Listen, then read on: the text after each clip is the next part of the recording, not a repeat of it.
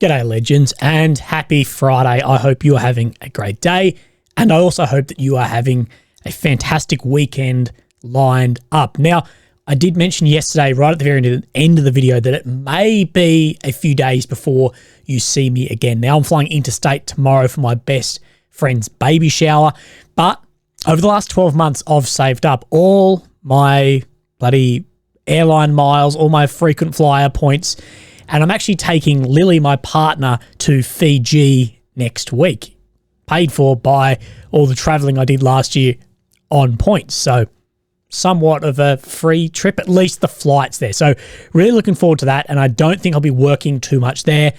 I'll take my equipment in case something really big happens, and I will speak on that. But if you don't see me for a week, just know that I'm on a beach somewhere, fat guts out, but enjoying myself. But anyway, legends, today we're going to talk about combat drones. We're going to have a look then at the maps. We're going to talk about the Australian MRH Taipan helicopters and the rejection to send them to Ukraine, the fallout of this. We're going to talk over a lot of that. But I want to talk about these UGVs, these combat wheeled drones, legged drones that we're seeing used more and more on the front line. And of course, we're going to see this is where warfare is going to go. Look at the effect that FPV drones, your Mavic drones, all that has on the front line. Of course, the next step in this is these ground-based systems to not replace soldiers. You'll never replace soldiers on the front line, well, at least not for the next couple of centuries. But for trench clearing, for management of areas, these are going to come into service. And I can actually speak a little bit on this, having worked actually in the defence private sector, doing a little bit of stuff in line with these. And I can speak a bit on them and where Australia has some movements. Now, I'm not in that full time. I've done only little bits and pieces and seen them in action and have involvement with the few guys who are running a lot of the program there. So I'll speak on what I can there. So let's have a look over the Ukrainian ones, the Russian ones, when they're in use and where we've seen them in use. So, of course, Ukraine has released this only over the past couple of weeks of this drone here. They're ironclad. Now, this thing's armed with like a 50 cal on here. You can see the movement this has on that system. Wheeled vehicle. And I'll chuck this on the Telegram so you can watch this whole video. We won't watch the whole thing here. But assessing down this road, and then we can actually see it then lighting up with its gun down here. There we see.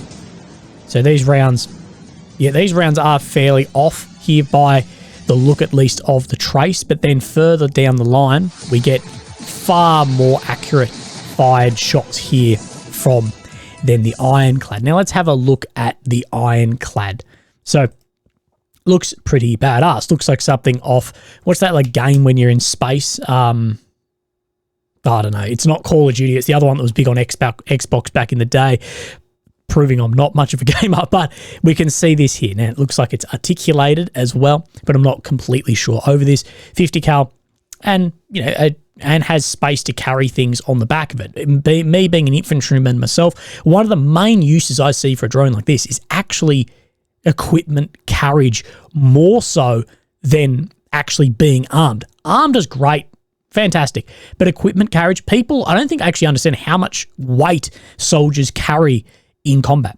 Incredibly heavy. And if you can put some of your ammo, some of your water, some of your other equipment that you carry on something like this, makes a hell of a lot of difference on that movement in. It's not rare for soldiers to carry 40, 50 kilograms of weight. Incredibly heavy. We can see this vehicle here.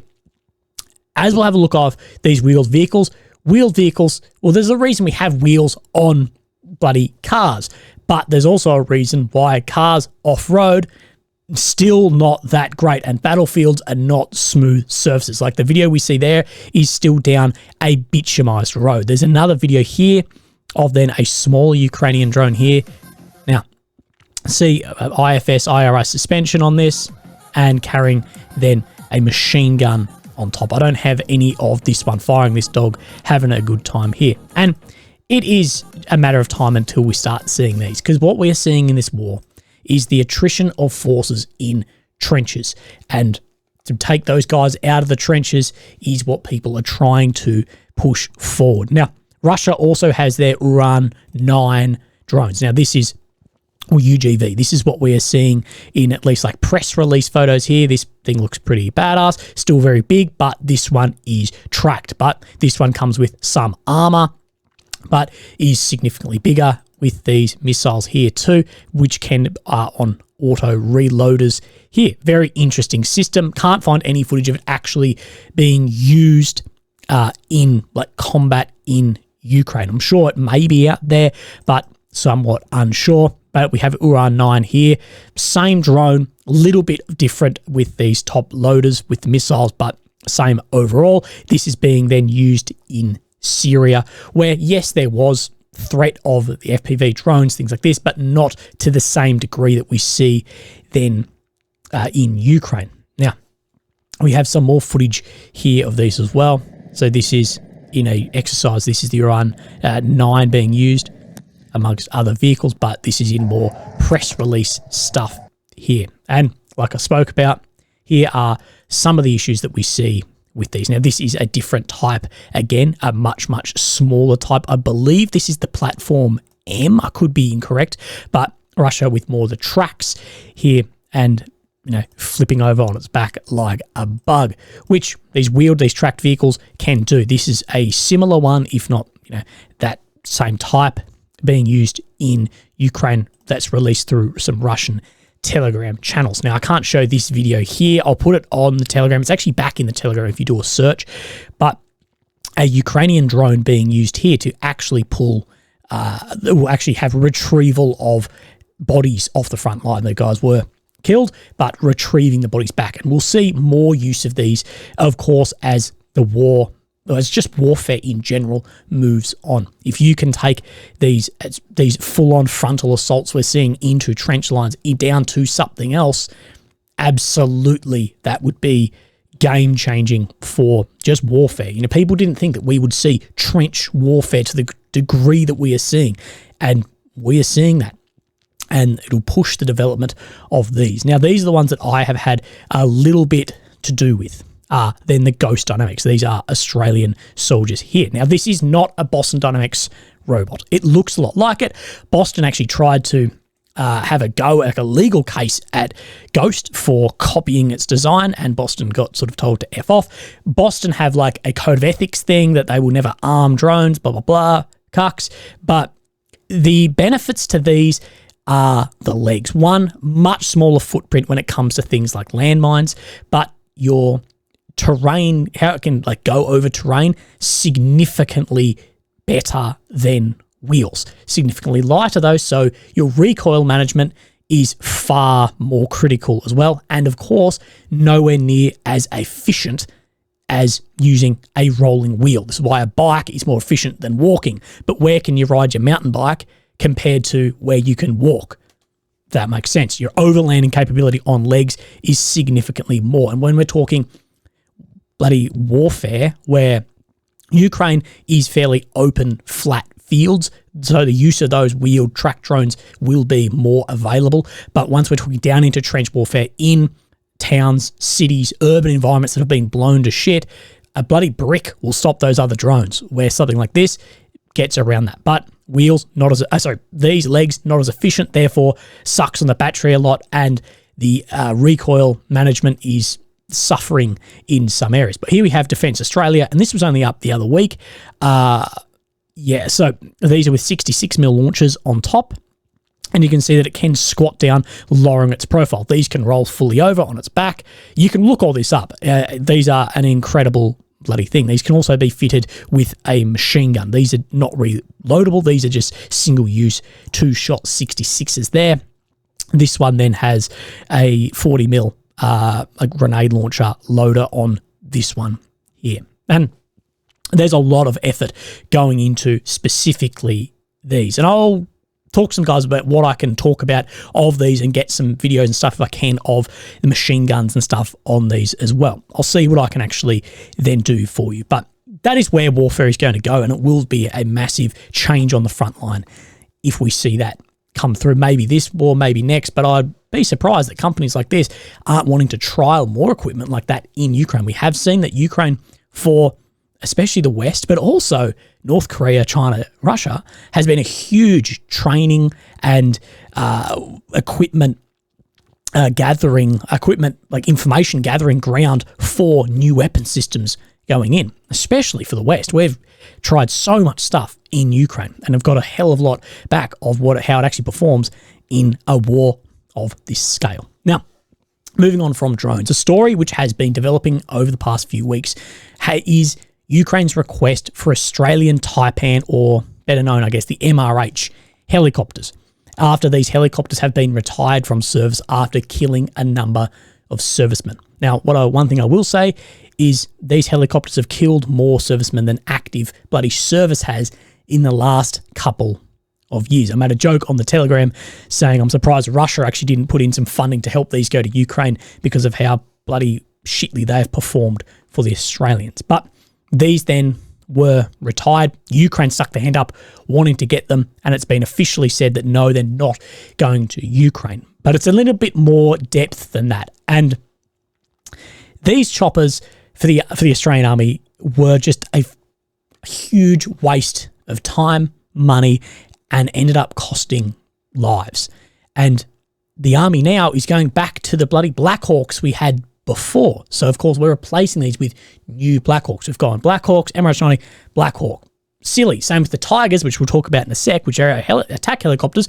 Could have got Apaches back when we got them.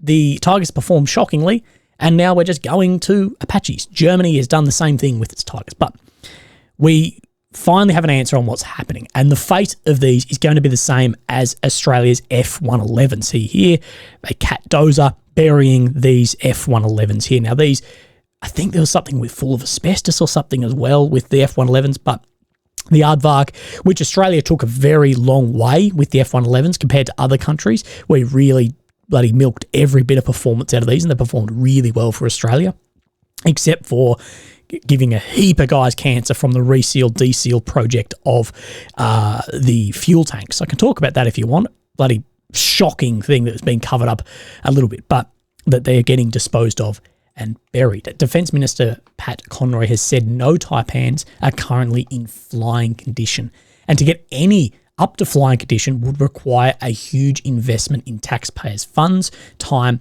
and resources to do this. Now, as Australia got rid of these, new Black Hawks arrived last August, and the US promised to fast-track delivery of the rest of these. Mr. Conroy has said, "We immediately begun a disposal strategy of the MRH-90s. The first step was contacting other users of the helicopters to see if anyone was interested in buying the airframes. There was no interest. We then worked with Airbus to see if there were any potential new customers interested in buying the airframes. There was no interest in that either." This is what we'll see. There's no interest in purchasing these airframes. Some months after that, the process began. Ukraine made a formal request for the MRH-90s. It would require considerable taxpayers' money and time to get those aircraft back into flying conditions. Now, Australia is the biggest non-NATO donor of aid to Ukraine at almost $1 billion. And this has copped a lot of flack. So we can see this protest here as well, give the Taipans to Ukraine happening in Australia with, of course, these snakes being a Taipan snake. But I think what really has happened here is that these were retired, they were parted out to make some money off them, try to sell what they can, and were put in the process to be bloody ripped apart. And like Pat has said, that it was a 3 months before that, and when Ukraine has actually stepped in to take this, and that actually, you know, it would probably be more expensive now to get these into flying order than just new helicopters. And in my opinion, bang for buck, these helicopters is not what Ukraine really needs for the front line. The airspace for transport helicopters is incredibly limited, and this money would bite into the budget that Australia has for Ukraine. So it's probably better off putting more frontline equipment, weapons, training, rather than a transport helicopter riddled with issues that is probably technically a write-off because of what it has sold off, things like the avionics bits and pieces, parts from those. It's probably more expensive to get it back to flying condition than just buying bloody new ones. But the one tip that I would give for Ukraine is I'd be putting my eyes on the Australian Tiger attack helicopters. Now, these are still flying and are set to be replaced by Apaches, same as though these Tigers are riddled with issues. Germany is also getting rid of their Tiger helicopters, so there may be more there with training in Europe. I don't know. That's where I'd be putting my bets. But there's more in this MRH-90 thing than I think a lot of people are actually talking about. But should have they been offered right when they we're retiring these? I guess that's up for discussion. But one thing I do see is a growing distaste for what some see as a lack of gratitude and a sort of entitlement at the request of weapons from the West by Ukraine, with British Defence Secretary Ben Wallace saying last year, whether we like it or not, people want to see gratitude. And I get it. And I look online, on Twitter, on Telegram, on bloody every social media, I do see there's a lot of people. And look at Elon Musk. Elon Musk has tweeted about Zelensky with this, requesting that meme where it was when it's been 5 minutes, you haven't asked for $1 billion. I get why Ukraine's pushing so hard on getting this equipment, getting this and that. But I can see how people see that there's a lack of gratitude. I can see why people are seeing this. And I can see why people are saying there's this entitlement to the equipment as well. What does Australia have to do? Australia does not have to. Should have they done it out of good heart? Probably.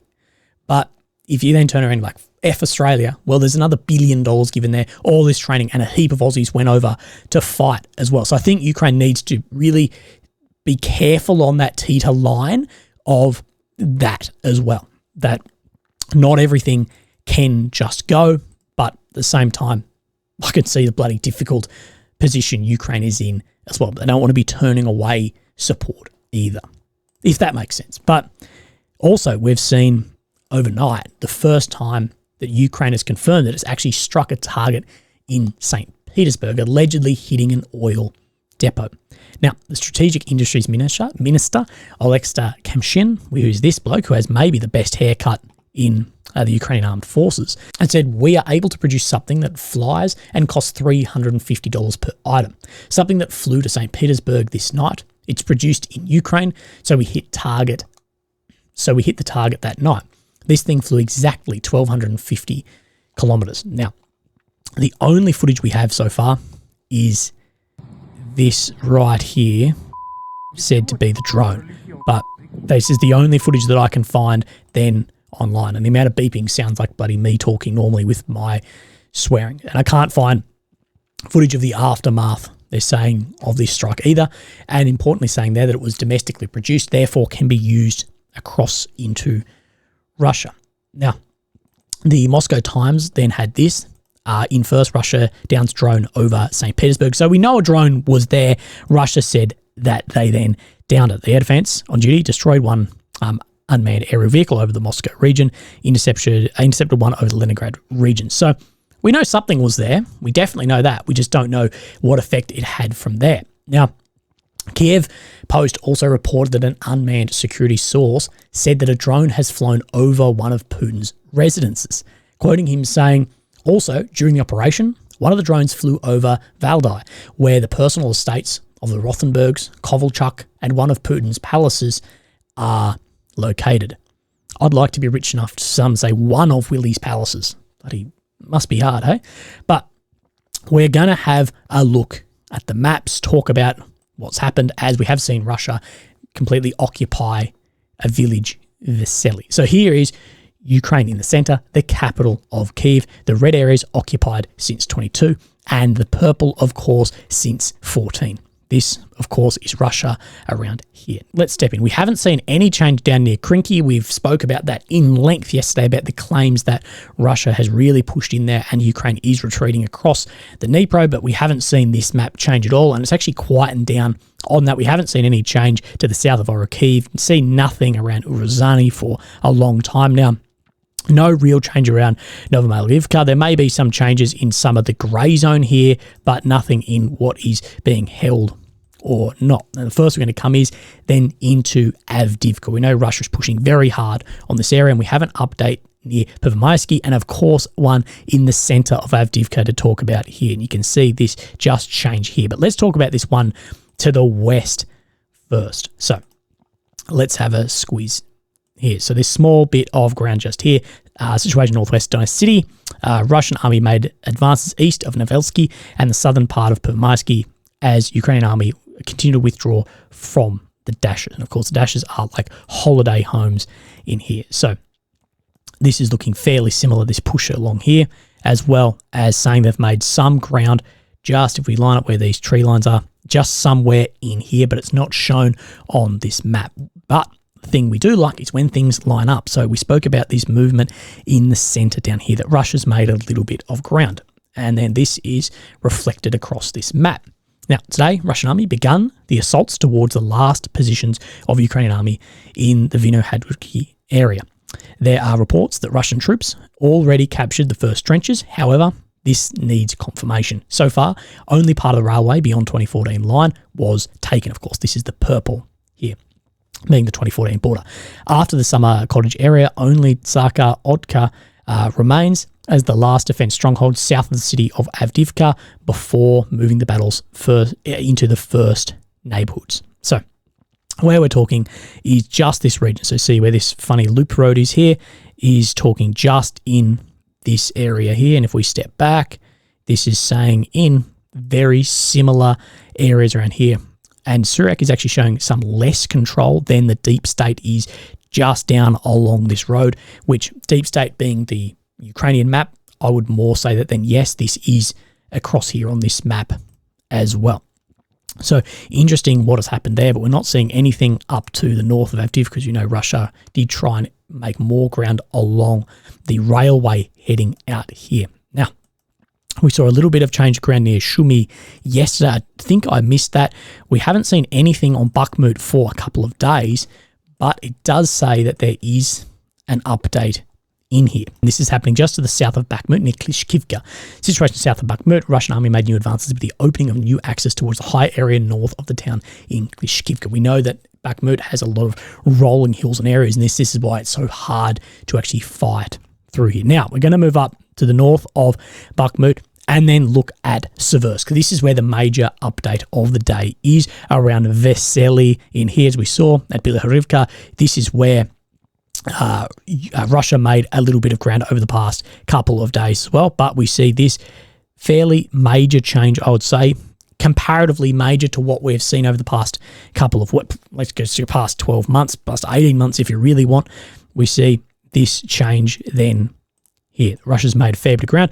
Ukraine has also made it back some just around here as well. Well, maybe not made back some because then it would be blue or green. Well, it would be blue in this case, but the grey zone has definitely increased in some areas here, but Russia has extended out through Vesely here. Now, let's have a look at what then is said here. And we did miss something in Bakhmut. I'll talk about it in a second.